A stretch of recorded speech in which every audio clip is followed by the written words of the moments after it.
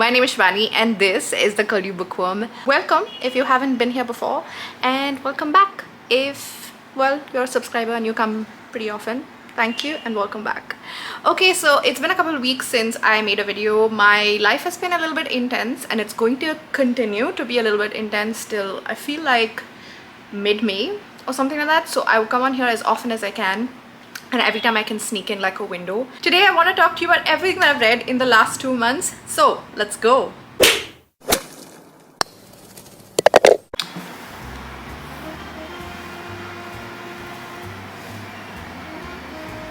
So if you're wondering, hey, wait a minute, wasn't she wearing something else like 3 seconds ago?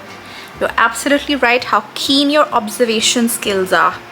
I am wearing something else because it is not the same day. It is tomorrow now. That's correct. I filmed yesterday and then I took it to the edit table today, this morning. Just after the intro, I realized that I had started eating my lipstick, and for the rest of the 20-minute video, I have lipstick on my teeth. Let me show it to you. I basically look like a pan addict, or that I really like beetroot and I can't stop eating beetroot and it's stuck in my teeth forever. So I have to refilm this whole video again. You're very welcome. Let's get into it. I'm gonna start the way I did my previous video, which is to just basically tell you that there is an update to my book goals. If you don't know what my book goals are, feel free to go and watch the book goals video. I will link it here somewhere and in the description box as well. But for all 3.5 of you who are eagerly, my friends, waiting to find out about how my book goals are going, it's your lucky day. I'm giving you that update today. Okay, let's start with what I read. So among the many categories that I had in that video, one of the categories was books that I had picked up from these shelves and like not finished, and so the idea was to go and finish them. I want to talk about Cleopatra and Frankenstien, which was amazing. I loved this book. I actually gave my physical copy away to a friend, but I will show you what it looks like. It's such a beautiful cover. It is a contemporary lit-fic book and story. It has 2 protagonists, Cleo and Frank. Cleo is like in her early 20s and Frank has just hit 40, or he's in his early 40s or whatever. They meet at a party. Cleo is from Britain, but she moves to New York to study art, and she's almost finished studying and now she has to go back because her visa is going to expire, and she's like studied fine art and nobody's giving her a job, obviously. And so that's her life situation. And then Frank is 40 plus years old. Unlike Cleo, he is well into like establishing his career. He has won awards at the Cannes. He runs this like very indie but very cool like ad agency, and basically they meet at a party and they fall in love, and Cleo unfortunately has to leave and go back to London. And just before she does, Frank proposes to her and she's like, okay, wow, except that it's like a crazy intense romance, and she's just like, you know what, I really am not ready to leave New York, and I love this man, I really like him, and I'm gonna stay, I'm gonna marry him. And it's at this point less than 6 months, and all their friends are like, what are you doing? They decide to get married and they're happy, and this story now takes you from that place onward for the next like 2-3 years, where they grow into different kinds of people, they meet different kinds of people, we meet as the audience different kinds of people. Lots of chapters are narrated by other characters like Zoe, who is Frank's stepsister. There are some chapters but that are narrated by Quentin, which is like Cleo's, you know, gay best friend. It was really well written because it was really real, and it had like urban fuck-ups in urban fucked up people who are young and who just don't know what's going on in their lives and don't know how to categorize where they stand in their life and make shit decisions and keep making shittier decisions.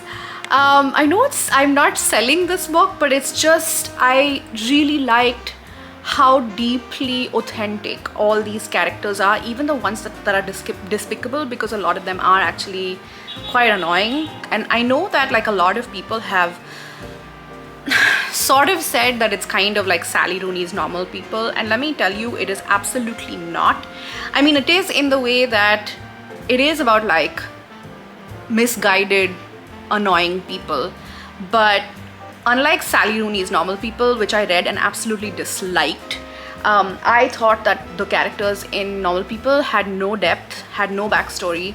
They just felt very fragile from like a character building point of view.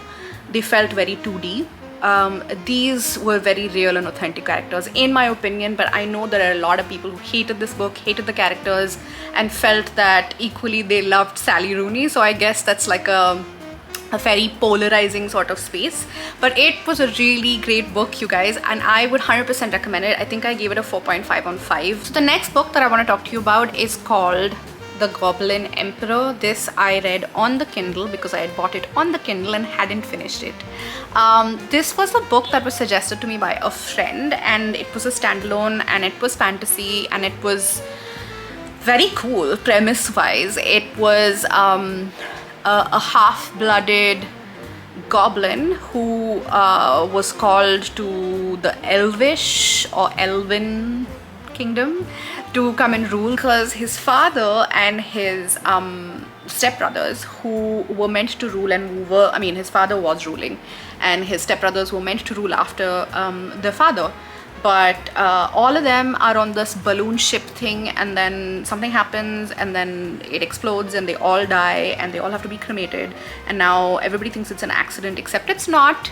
And now there's this whole murder investigation, which is the back of the story, the background of the story, but the foreground of the story is about Maya, who is half goblin. He doesn't look like an elf at all, but he has to now come and rule in this completely strange environment, which is completely politically ridden. He doesn't know the rules of it. He's awkward. He is completely lost, and as you can see from a premise point of view, it's really cool, especially because he comes with his own sort of emotional baggage. He was taken away from court at a very, very young age, so he doesn't really know like court. But worse, he was brought up with little to no self-esteem, because he was brought up by one of his uncles, I think from his mother's side, and his uncle is a jerk. He's a complete jerk.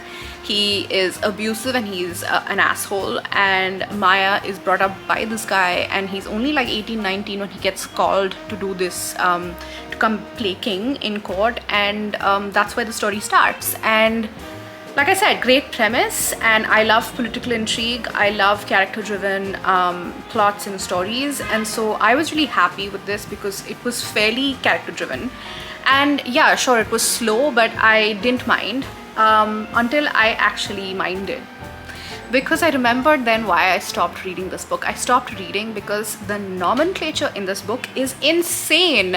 The naming system is insane. It's like so complicated that I could not remember who they were referring to. So I did like 50% of this book all over again, and I just gave up because I just could not. I don't have enough years in my life left to keep going back to see, oh, who does he mean? Oh, because it's not just like the names of people that is complicated, but the names of the place, like the inner chamber of the palace itself, the courtroom, the viewing room, the audience room, all of it is so complicated. Even the names of like the Chief Justice, or like the King's assistant, or any of like the protectors, or like, I don't know, I was just like, I can't do this. I can't remember what's going on, and it made me feel very stupid. And then I went on to Goodreads to see if everybody's feeling like this, and it turns out that they are. A lot of people were feeling like this. This book, don't get me wrong, is very, very highly rated, and I would totally read this if I had the patience to go through this complicated naming system. I will have already put examples of what this looks like on screen here, just to show you how terrifically annoying it was. So yeah, DNF. Okay, so I have been going through a cozy book phase recently. Like, life has been a bit too exciting from like a regular point of view. I don't know if many of you know, but I have recently become a full-time artist and a full-time art entrepreneur, and so life has been slightly adventurous, exciting, and full of things, and so I've needed like softer books, like more chill books. And so I actually read 3 cozy books that I want to talk to you about today. The best one that I read was called this. It's called Regrettably I'm About to Cause Trouble by Amie Mcnee. So interestingly, this author I know from Instagram. I don't even know her from anywhere else, and I certainly haven't seen this author on BookTube, and I hope that somebody picks this up and says, okay, cool, this is a really cool book and we should read it, because this is such an underrated book in terms of not the Goodreads reviews, because everybody says it's really good, but the number of reviews are few and not enough people are talking about this book. It's not brand new, but it's not very old either. It is definitely a sweet little fantasy slash cozy slash witchy type of book, and I absolutely loved it. It is set in the 1500s, I think, in like 1530 something or 1540 something, and it has a protagonist whose name is Maud. Now Maud belongs to proper British like aristocracy, and she has this like mad crazy birthmark, okay, like all across her stomach going into her like upper thighs and stuff. Even though everything else about her is perfect, she's born into the right family, she comes from money, she's beautiful, all of these things, and suddenly this like misshapen, awful, grotesque like birthmark is the way she sees it, and also the way her family sees it. But what it really is that it's just a birthmark across her tummy and her legs. And so she has this birthmark and they're trying to cover it up because she's getting married soon, and in the beginning of the book she does actually get married, and they find out that her husband really doesn't appreciate that he was tricked into thinking that she was normal, but actually she's probably a witch because she has this whatever birthmark, and that kind of birthmark indicates that she's a witch.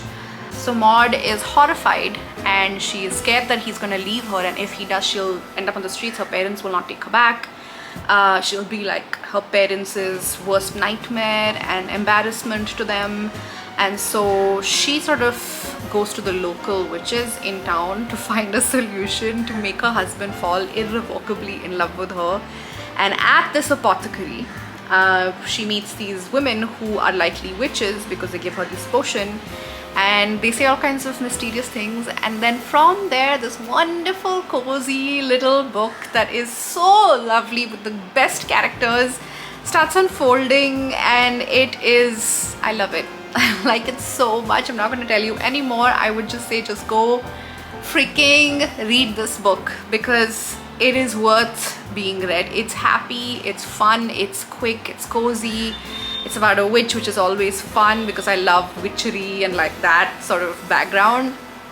And besides, it's by this author who is fairly like popular on Instagram. I'm sure you've seen her. Her handle is Inspired to Write, and she encourages all people in the arts, all people that are creative, to continue to remain creative and to make a life out of being creative, and to make money out of being creative and things like that. And for a person who does all of that, Amie Mcnee, you definitely deserve this book for like to be such a big success, because not only is it great, but your personal mission in life also is such a great mission. So please go read Regrettably I'm About to Cause Trouble because it is so nice. I gave it a 5 on 5. So the next book that I want to talk to you about is called Bookshops and Bonedust. Obviously check out what this looks like in color, but this is such a fun book. If you haven't read its sequel, which is actually the first book that came out, Legends and Lattes, please go and read that. And ideally, if you haven't read either, then start with Bookshops and Bonedust and then go on to Legends. They are sort of connected, but you can read each of them on their own as well. Now, similar to Legends, this book has Viv being the protagonist. She is an orc. She is this big, huge 7 foot, 8 foot like being in a fantasy world, a cozy world full of different kinds of beings. And she is a mercenary. She is someone that is paid. She's like a sellsword basically, and she is paid to go and attack people or like carry out a campaign or whatever. And she's currently working with this one band of mercenaries, and when the book opens, she's injured, and they take her to like this little seaside town that nobody has heard about and put her there on their way to wherever they're going next. And she's young and she's passionate, and she feels intensely annoyed that she's being left out of whatever action is happening. And she's really good at being a mercenary. She's really good at fighting, and you know, she's good to the sword, and like this is what she does for a living. And so she's really annoyed that she is injured, she cannot walk, she's limping, she's barely has her leg together, and that she has to wake up and spend every single day in this very boring town.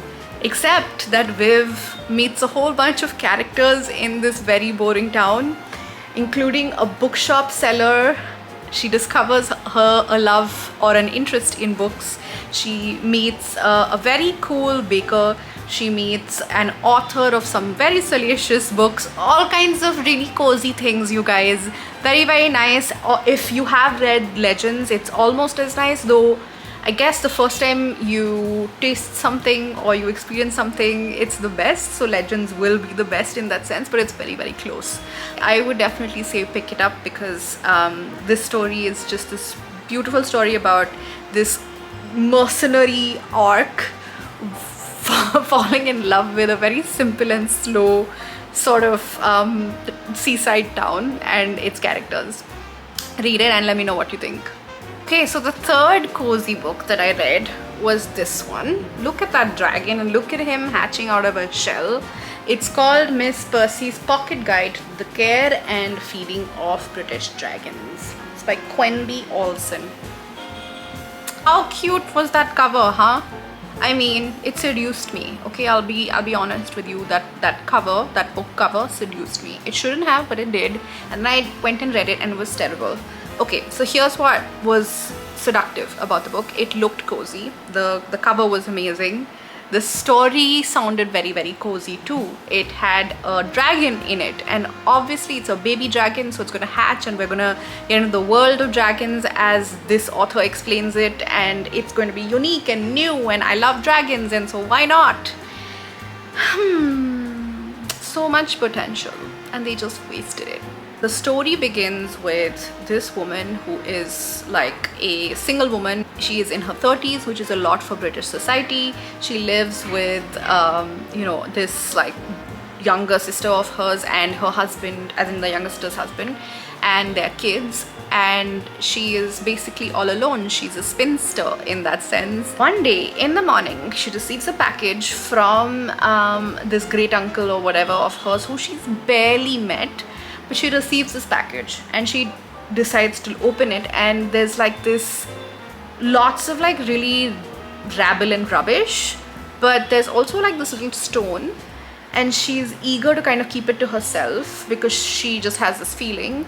And that stone turns out to be a dragon. Okay, in a world where dragons have become extinct, this is now this baby dragon that's going to hatch soon, and she meets this pastor of this town, and they kind of strike up a friendship, and they're now going to bring up this dragon, which they didn't know was dragon, and now they find is a dragon, and they're going to bring up this dragon.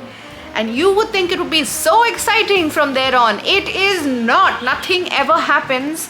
You know nothing about this dragon. It like blows fire a couple of times and it's just sleeping the whole time in the background.